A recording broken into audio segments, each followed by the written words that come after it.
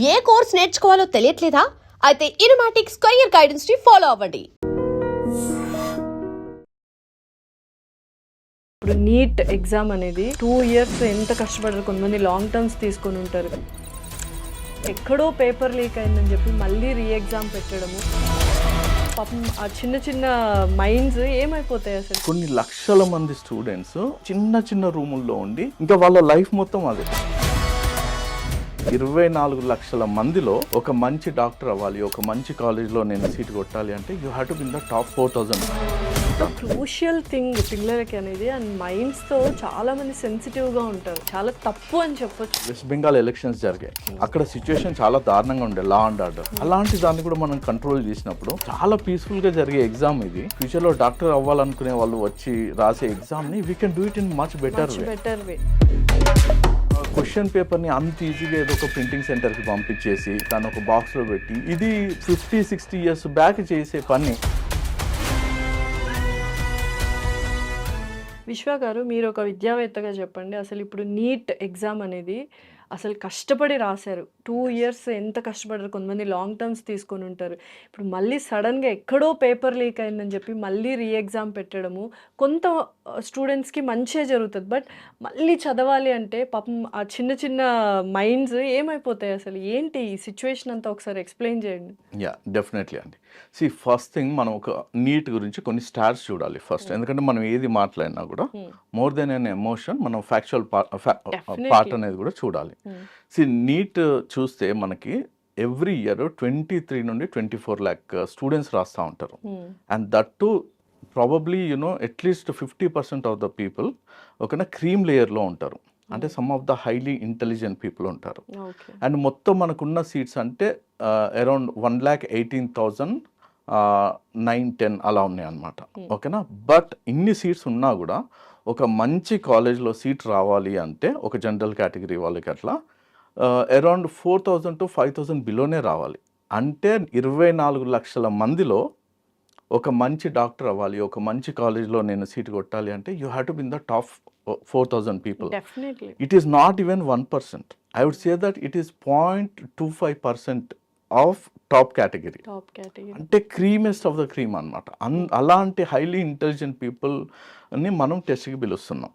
ఓకేనా. అండ్ ఒక్కొక్క parent on an average ఒక 8 lakhs to 10 lakhs స్టూడెంట్ మీద స్పెండ్ చేస్తున్నారు వాళ్ళు వచ్చి ఎగ్జామ్లో కూర్చోవడానికి. అది ఒకటి monetary part of it. Second part of it ఏంటంటే, ఇప్పుడు మనం చూస్తే రాజస్థాన్లో కోటా కానీ లేకుంటే ఇంకా వేరే ఏరియాస్ కూడా చాలా ఉన్నాయి కదా. ఇలాంటి ఏరియాస్లో కొన్ని లక్షల మంది స్టూడెంట్స్ అండ్ విత్ వాళ్ళ పేరెంట్స్తో వెళ్ళి చిన్న చిన్న రూముల్లో ఉండి ఇంకా వాళ్ళ లైఫ్ మొత్తం అదే. ఓన్లీ నీట్ కొట్టాలి, నీట్ కొడితే లైఫ్ చేంజ్ అయిపోతుంది. Second part of the story చూసుకుంటే, మన ఇండియన్ డాక్టర్స్ అంటే త్రూఅవుట్ వరల్డ్ మంచి డిమాండ్ ఉంది.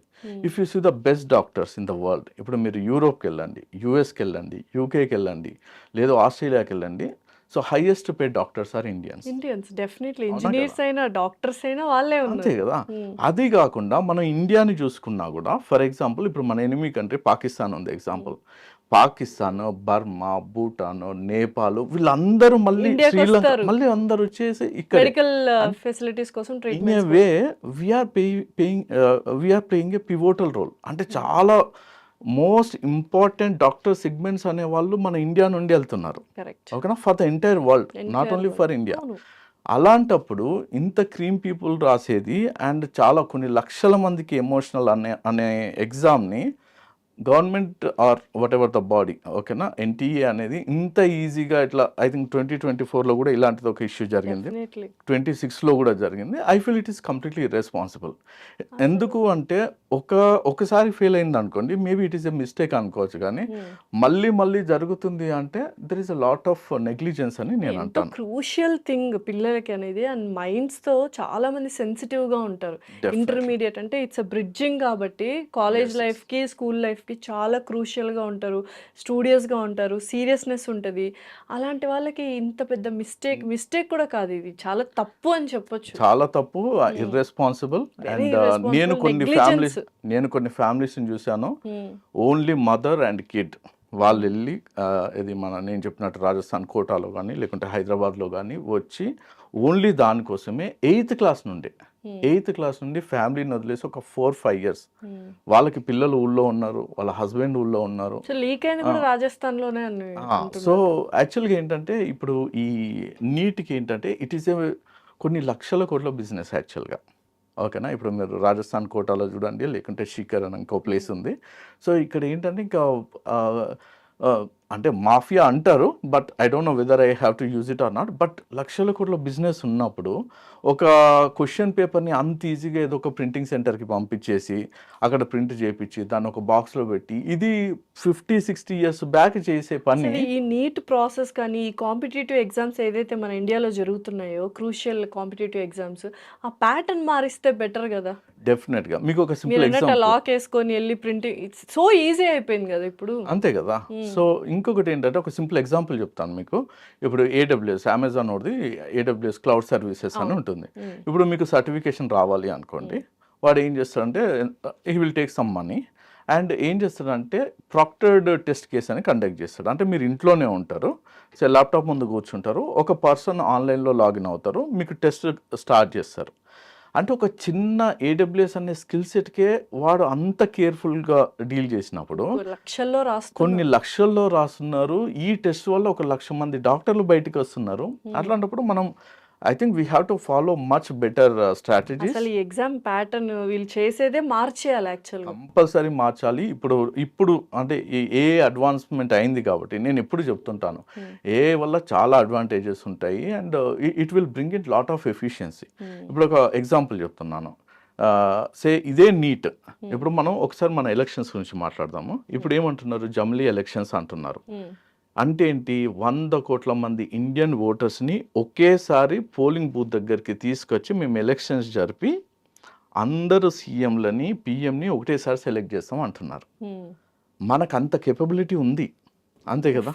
ఇప్పుడు మొన్న వెస్ట్ బెంగాల్ ఎలక్షన్స్ జరిగాయి, అక్కడ సిచ్యువేషన్ చాలా దారుణంగా ఉండే, లా అండ్ ఆర్డర్. అలాంటి దాన్ని కూడా మనం కంట్రోల్ చేసినప్పుడు చాలా పీస్ఫుల్గా జరిగే ఎగ్జామ్ ఇది. జస్ట్ ఏమంటారు, హైలీ ఆస్పిరెంట్ అండ్ ఫ్యూచర్లో డాక్టర్ అవ్వాలనుకునే వాళ్ళు వచ్చి రాసే ఎగ్జామ్ని we can do it in much better వే.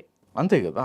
ఇప్పుడు ఫర్ ఎగ్జాంపుల్ అంటే if I were in their place, how to conduct an exam అన్నప్పుడు ఏంటంటే మనం కొన్ని టెస్ట్ సెంటర్స్ అనేది ఎస్టాబ్లిష్ చేయాలండి. టెస్ట్ సెంటర్స్ ఎస్టాబ్లిష్ చేసేసి, ఇప్పుడు చాలామంది ఎట్లా అవుతుందంటే వాళ్ళు చాలామంది స్టూడెంట్స్ నేను వింటుంటాను, వాళ్ళకి ఆధార్ కార్డు కావాలంటారు.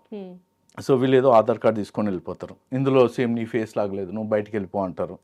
లేదు వాళ్ళు ఒక ఈ కాపీ తీసుకెళ్తారు, ఆధార్ కార్డు ఫోన్లో తీసుకెళ్తారు, మాకు ఇది అవసరం లేదు ఫిజికల్ కాపీ తీసుకురమ్మంటారు. అంటే మళ్ళీ వీళ్ళు పరిగెత్తుకుంటూ వెళ్ళాలి, ఎక్కడో జిరాక్స్ సెంటర్ ఉంటుంది. ఎగ్జామ్ 15 నిమిషాలు 20 నిమిషాలు ఉంది అన్నప్పుడు ఇలాంటివి పెట్టని అవసరం లేదు కదా. Scanner A technology I scanner use మన ఎయిర్పోర్ట్ లో ఉంది కదా, డిజియాత్ర ఉంది కదా. ఇప్పుడు మంచి టెస్ట్ సెంటర్స్ అనేది పెట్టేసి, ఓకేనా, మొత్తం డిజి యాత్ర లాగా పెట్టేస్తే ఫస్ట్ థింగ్ ఏంటంటే అథెంటికేషన్ అనేది బాగుంటది కదా. డెఫినెట్లీ అంతే కదా, ఎక్కడ మిస్యూజ్ అవ్వదు, వేరే స్టూడెంట్ వచ్చి రాసాడన్న కంప్లైంట్స్ ఉండవు, ఏముండదు, ఈజీ అయిపోతుంది ప్రాసెస్. ఎగ్జాక్ట్లీ. ఇంకొకటి ఏంటంటే మనం ఎందుకు అసలు ఈ పేపర్లో టెస్ట్ పెట్టాలి. ఇప్పుడు ఫర్ ఎగ్జాంపుల్ 1,00,000 క్వశ్చన్స్ క్రియేట్ చేయండి, క్రియేట్ చేసి వాటిని లో మీడియం హై కేటగిరీ కింద పెట్టేసి వాటిని ఏం చేయాలంటే సో దాన్ని ఒక్కొక్క స్టూడెంట్కి ఒక డిఫరెంట్ క్వశ్చన్ ప్యాటర్న్ ఇచ్చి వాళ్ళకి ఒక స్కోర్ ఇచ్చేసాం అనుకోండి, ఒకటేసారి ఇన్ని లక్షల మందికి కండక్ట్ చేయాల్సిన అవసరం కూడా లేదు.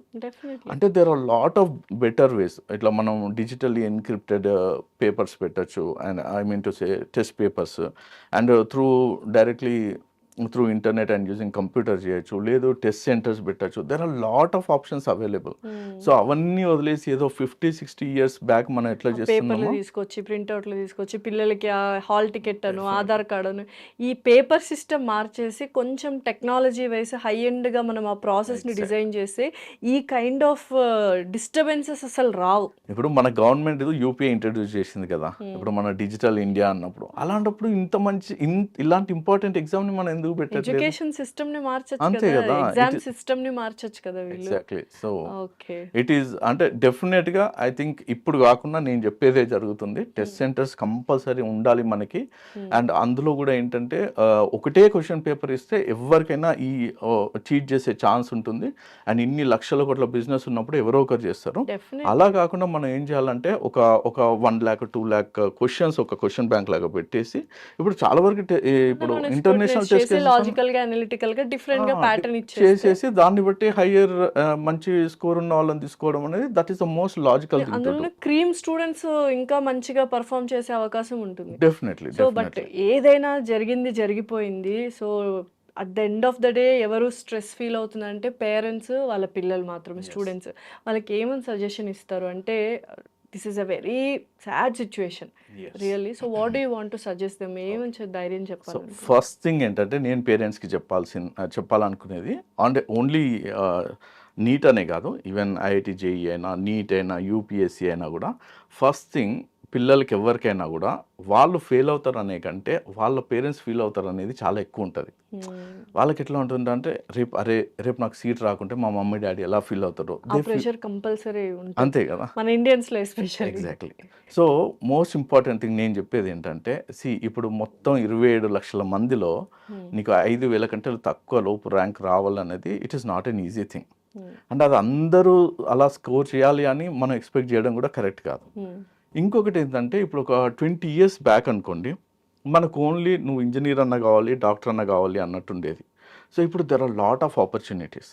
ఇంకొకటి ఏంటంటే ప్రతి మనిషికి ఓకేనా, we don't know what we are destine to, మనం ఏం అవ్వాలి ఫ్యూచర్లో అనేది అది మనకి రాసిపెట్టి కూడా ఉండొచ్చు కదా.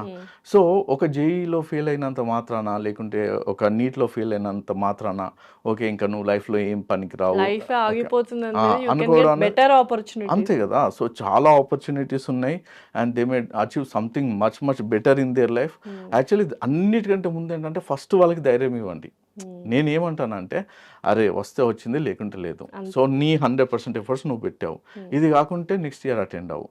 లేదు అంటే there may be something better waiting for. Doctor అవ్వకపోవచ్చు, హాస్పిటల్ పెట్టచ్చేమో, అంతే కదా. ఇంజనీర్ అవ్వకపోవచ్చు, ఐటీ కంపెనీ పెట్టచ్చేమో. ఆ థాట్ ప్రాసెస్ లో ఉండాలి స్టూడెంట్స్ అయినా పేరెంట్స్ అయినా. అంతే కదా. ఇప్పుడు ఒక ప్రాక్టో అనే ఒక యాప్ ఉంటుంది ఓకేనా. సో ఇప్పుడు ఈ ప్రాక్టో అనే యాప్లో ఏంటి, అందరూ డాక్టర్లు అక్కడ జాయిన్ అయిపోయి సో మీరు ఆన్లైన్ యూ కెన్ ఏమంటారు ఒక అపాయింట్మెంట్ అనేది బుక్ చేసుకోవచ్చు కదా. సో ఇలాంటి somebody May build something like that. డాక్టరే అవ్వాల్సింది లేదు కదా, అంతే కదా. సో ఇట్లా చాలా ఆపర్చునిటీస్ ఉన్నాయి and India is going to be a you know మన ఎకానమీ అనేది ఇంకా బూమ్ అవుతుంది. So we are aiming to be $30 trillion country. So చాలా ఆపర్చునిటీస్ వస్తాయి చాలా. సో నేనేం చెప్తానంటే దీంతోనే ఇక్కడితోనే లైఫ్ ఎండ్ అవుతుంది అన్నట్టు కాకుండా డెఫినెట్గా కొంచెం ప్రెషర్ పెట్టాలి అండ్ అలా ఉంటేనే వాళ్ళకి సీరియస్నెస్ ఉంటుంది కానీ but it should not go to A level that జనాలు సూసైడ్ కూడా చేసుకుంటున్నారు కదా. ప్రతిసారి మీరు ఐఐటి జేఈ కానీ లేకుంటే ఎంసెట్ కానీ ఏదైనా చూస్తే ఫెయిల్ అవ్వగానే చాలా మంది బిల్డింగ్ మీద దూకి చనిపోతా ఉంటారు. అంత అవసరం లేదు కదా. అంటే ఎస్పెషల్లీ ఈ ఎరాలో అయితే చాలా ఆపర్చునిటీస్ ఉన్నాయి and they can do lot of wonderful things other than just becoming a software engineer or like only IIT only AIMS లోనో ఇట్లా చేయాల్సిన అవసరం ఏం లేదు. చేస్తే it is well and good. వాళ్ళకి ఆ ఆస్పిరేషన్ ఉండి వాళ్ళకి ఆ ప్యాషన్ ఉంటే definitely we have to push them. But మన ఆస్పిరేషన్స్ని పిల్లల మీద రుద్ది we should not push them to A level ఏంటంటే వాళ్ళు అరే నేను లైఫ్లో ఫెయిల్ అయ్యాను at the age of 18 years or 20 years అరే నేను లైఫ్లో ఫెయిల్ అయ్యాను అనే ఫీలింగ్ వాళ్ళకి రాకూడదు. ఎందుకంటే యాక్చువల్లీ వాళ్ళ లైఫ్ అప్పుడే స్టార్ట్ అవుతుంది కదా. అది పేరెంట్స్ బాధ్యత. డెఫినెట్లీ. ఎందుకంటే ఆ ఏజ్లో వాళ్ళకి ఏం తెలియదు కాబట్టి. సో మీరు అన్నట్టు India is going to B top most country in future. Down the line 10 to 15 years lot of opportunities ఉంటాయి. ఇంజనీర్ డాక్టరే కాదు బోల్డ్ అన్ని కోర్సెస్ ఉంటాయి. సో సార్ లాగా బోల్డ్ అంతమంది డేటా అనలిటిక్స్ని ప్రిపేర్ చేస్తారు, తయారు చేస్తారు. So definitely thank you so much విశ్వ గారు. Thanks a lot. థ్యాంక్ యూ అండి.